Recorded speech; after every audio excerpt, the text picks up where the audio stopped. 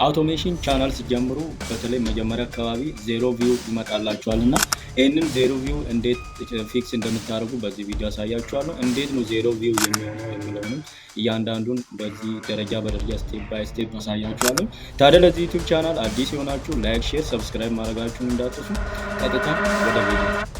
የመጀመሪያው ኒች መቀየር ማለት ነው። ኒች መቀየር ማለት ለምሳሌ አንድ በሞቲቬሽን ከጀመራችሁ እስከ መጨረሻው ያንን ቻናል በሞቲቬሽን መቀጠል አለባችሁ ማለት ነው። አንድ ኒች ላይ ስቴክ አድርጋችሁ በዛ ኒች ላይ ቀጥታ ቪዲዮዎችን መስራት አለባችሁ። ሌሎችን ኒቾችን ስትቀላቀሉ በዛ በአንድ ቻናል ላይ ዜሮ ቪው ይመጣል። ምክንያቱም ኒች በቀላቀላችሁ ቁጥር አልጎሪዝሙ የእናንተን ዩቲዩብ ቻናል አይረዳችሁም ማለት ነው።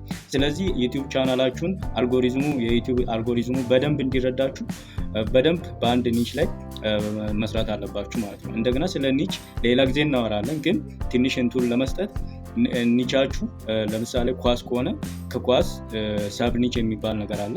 ለምሳሌ ስለ ተጫዋቾቹ ሊሆን ይችላል ወይ ስለ ኳስ ሜዳው ሊሆን ይችላል።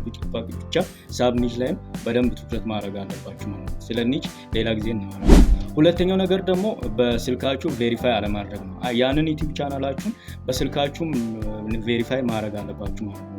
ከቤተሰብ ሊሆን ይችላል፣ በየትኛውም ባገኛችሁት በጓደኛችሁ፣ በእናታችሁ ወይም በወንድማችሁ፣ በእህታችሁ ያንን ዩቲዩብ ቻናል ቬሪፋይ ማድረግ አለባችሁ ማለት ነው። ቬሪፋይ ካላረጋችሁ ደግሞ ዩቲዩብ ቻናሉ ምን ብሎ ነው የሚያስበው? ዩቲዩብ አልጎሪዝሙ ይሄ ዩቲዩብ ቻናል የቦት ነው ወይም ሮቦት ነው ብሎ ስለሚያስብ እናንተን ፑሽ ያደረጋችሁም ለሌሎች ሰዎችም ማሳየት አይፈልግም ማለት ነው። ለምንድን ነው? ሮቦት እንዲሰራለት ስለማይፈልግና እናንተ የግድ እዛ ጋር መሳተፍ ስላለባችሁና ትክክለኛ ሰው ነው እዛ ቪዲዮ ላይ እየሰራ ያለው የሚለውን በደንብ ለማወቅ ስለሚፈልግ አልጎሪዝሙ እናንተ በደንብ እዛ ላይ ቬሪፋይ ማድረጋችሁን እንዳትረሱ። በጓደኛችሁ ሊሆን ይችላል፣ በየትኛውም ችግር የለውም። ምክንያቱም እናንተ ሰው መሆናችሁን ብቻ ማረጋገጥ ቢፈልገው። ስለዚህ በደንብ በእናንተ በስልካችሁ ቬሪፋይ ማድረጋችሁን እንዳትረሱ።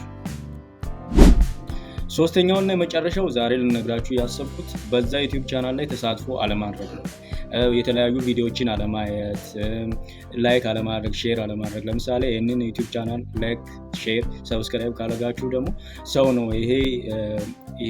ነው ይሄንን ቻናል የከፈተው ቦት አይደለም ወይም ሮቦት አይደለም ብሎ ያስባል። ስለዚህ ቪዲዮዎችን በደንብ ማየት በዛ ዩቲዩብ ቻናል ላይ እስከ ሳምንት 5 ቀን 7 ቀን እስከ 8 ቀን በደንብ ዩቲዩብ ቻናላችሁ ላይ ቪዲዮ ከመጫናችሁ በፊት አስቀድማችሁ መጀመሪያ ላይ በደንብ በዛ ዩቲዩብ ቻናል ላይ ተሳትፎ ማድረግ አለባችሁ። ስለዚህ ዜሮ ቪው የሚለውን ፊክስ ማድረግ ትችላላችሁ ማለት ነው በእነዚህ ማለት ነው። እና እነዚህን የመሳሰሉ አሪፍ መረጃዎችን የዩቲዩብ መረጃዎችን በዚህ ዩቲዩብ ቻናል ላይ አቀርብላችኋለሁ። እና ለዚህ ዩቲዩብ ቻናል ደግሞ አዲስ ሆናችሁ ሰብስክራይብ፣ ላይክ፣ ሼር ማድረጋችሁን እንዳትረሱ። በሌላ ጊዜ በሌላ ቪዲዮ እንገናኛለን። ፒስ